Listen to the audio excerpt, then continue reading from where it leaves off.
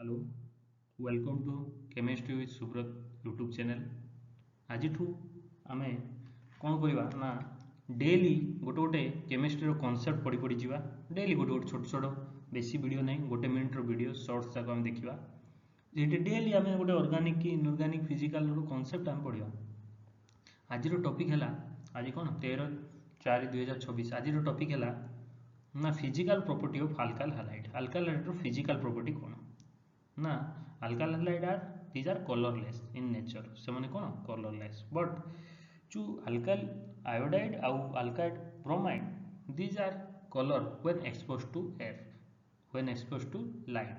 जो sorry light रो presence रे जेतोले आसंती से माने कौन दिखाती ना कलर प्रोड्यूस करती। जेतोले bromine and iodine develop colour when expose to light. जेतोले लाइट रो प्रेजेंस रे आसंती ब्रोमीन और आयोडीन वाला कंपाउंड माने से माने कौन दिखाती ना कलर प्रोड्यूस करती। कौन करती ना कलर प्रोड्यूस करती।